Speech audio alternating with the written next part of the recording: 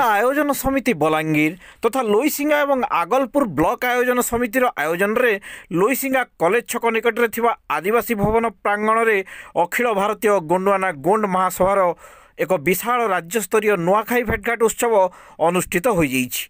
ଏହି କାର୍ଯ୍ୟକ୍ରମରେ ରାଜ୍ୟର 3 ଜଣ କ୍ୟାବିନେଟ୍ ମନ୍ତ୍ରୀ ଓ ବଲାଙ୍ଗୀର ସାଂସଦ ଅତିଥି ରୂପେ ଯୋଗ ଦେଇଥିଲେ।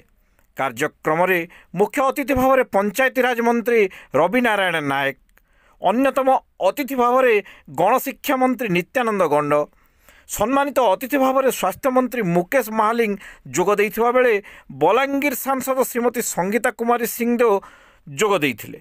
କାର୍ଯ୍ୟକ୍ରମର ଦ୍ୱିତୀୟ ଅଧିବେଶନରେ ବଲାଙ୍ଗୀରରୁ ରାଜ୍ୟସଭା ସାଂସଦ ନିରଞ୍ଜନ ବିଶି ମଧ୍ୟ କାର୍ଯ୍ୟକ୍ରମରେ ଯୋଗ ଦେଇଥିଲେ।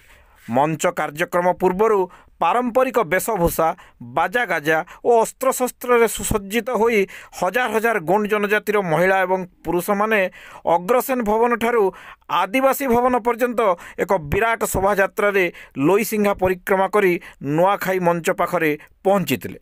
ପୂର୍ବାହ୍ନରେ ମହିଳାମାନଙ୍କ ଦ୍ୱାରା କଳସ ଯାତ୍ରା ତଥା ଜଙ୍ଘା ବଡ଼ଦେବଙ୍କ ପୂଜାର୍ଚ୍ଚନା କରାଯାଇଥିଲା। ସ୍ୱାସ୍ଥ୍ୟମନ୍ତ୍ରୀ ମୁକେଶ ମହାଲିଙ୍ଗଙ୍କ ଦ୍ୱାରା ରକ୍ତଦାନ ଶିବିର ଉଦ୍ଘାଟନ ସହ ଗଣ୍ଡୱାନା ଧ୍ୱଜା ଉତ୍ତୋଳନ କରାଯାଇଥିଲା।